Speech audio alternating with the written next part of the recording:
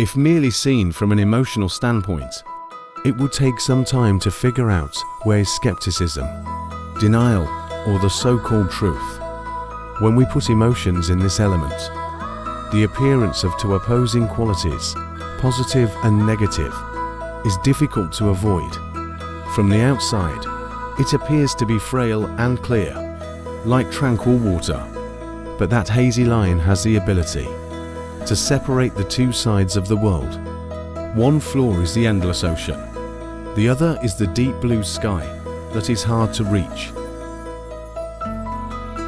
When viewed through a typical slice of a plane, we can easily see rows of shimmering colors overlapping each other in a seemingly random order, but in reality, it is sometimes difficult for them to find the answer to the birth of this complex structural layer. Although they are pretty harmonic overall, but each floor seems to embrace a distinction that makes it challenging for them to mix together. What occurs when we change a different perspective?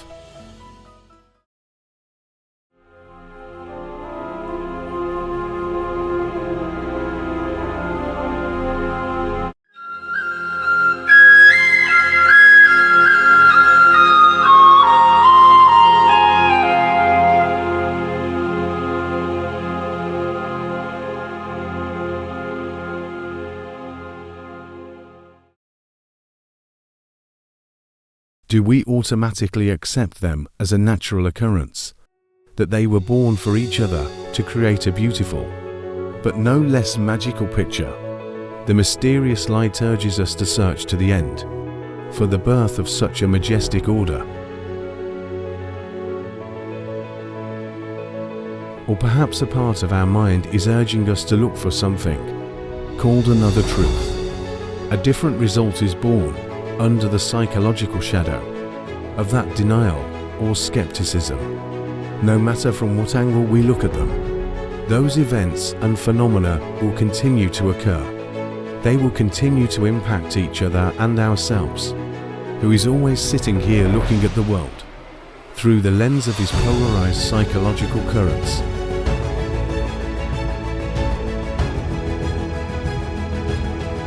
Someone who can easily be beaten by the rushing waves out there, to the point of compromising the separation between consciousness, subject and the outside world. The way they see themselves in the same way.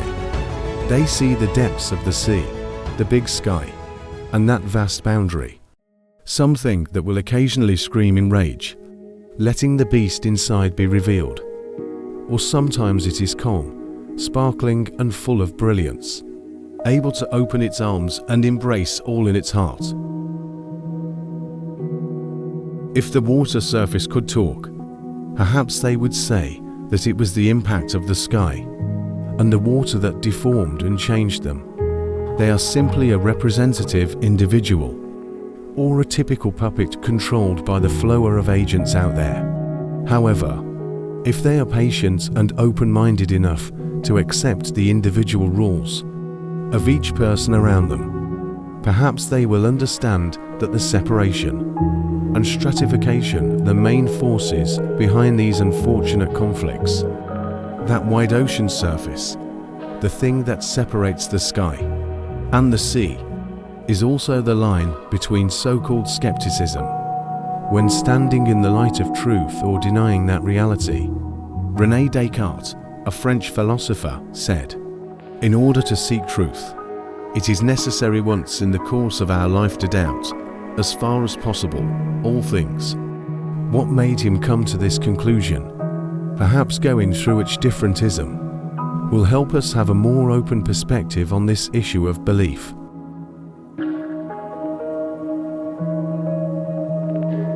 From the philosophical perspective of coherentism, we can believe in what we have just found, if we can find a link between it and other beliefs we have previously built. We can believe fresh information if it fits with our worldview, or through the weight of our faith. There is a tight belief system built into our minds. It's similar to a jigsaw puzzle, and our duty is to identify and fit them together to produce a certain picture. such as a picture that represents our worldview. However, those elements do not arrive at the same moment, and we do not see the entire picture from the start. As a result, this assembling chore may become the only and most significant game path to adulthood. But there is a hurdle here. Can the new puzzle pieces that the world constantly tosses at us fit into the assembly system that we have worked so hard to establish previously? They may or may not be appropriate. However, this does not imply that we should reject or deny anything that contradicts our belief system.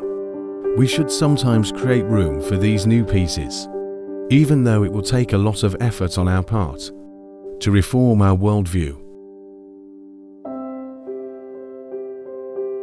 Or from the perspective of falsificationism, Shermer said, the only way to find out if you're deceiving yourself or not is to listen to other people who disagree with you. It's easy to make mistakes in judgment in a world full of conspiracy theories and fake news. However, sometimes someone's firmly held belief system does not allow for any alternative. Even if there is strong evidence, it cannot shake their defense. People who never confront and accept competing viewpoints do not care about the truth. And unquestionable belief is always the final straw in every conversation.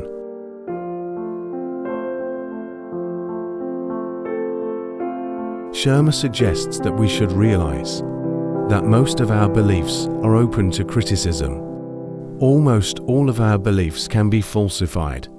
So, instead of fleeing your opponents, acknowledge their presence and engage them.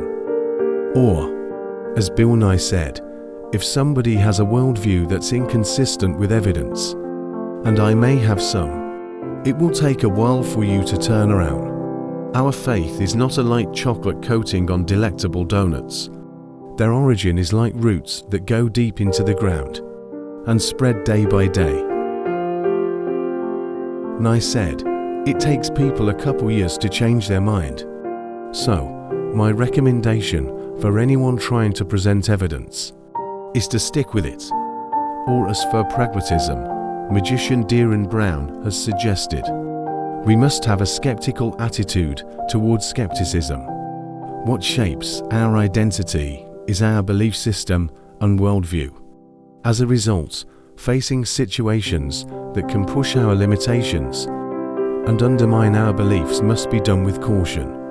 Brown argues that we should first ask why someone believes something before dismissing it, no matter what ideology you stand under.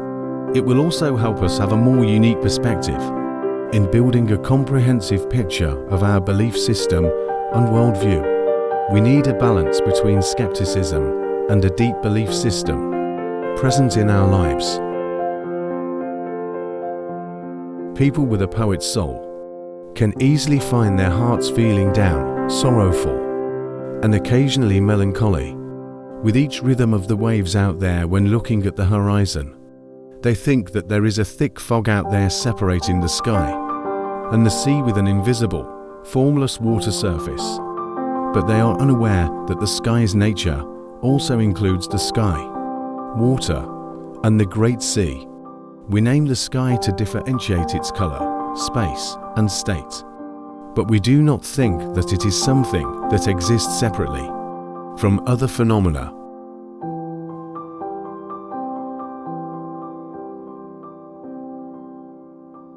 Just like our body, our soul and the world outside of us, although they have many different names, they exist for each other and nourish each other. So, while doubting yourself and doubting the outside world are both possible, they cannot totally replace each other. Just like the breaking waves out there, their up and down movement happens continuously, but overall they will still maintain a state of balance, because it is the finest state in which to receive all things and phenomena that occur within and around us.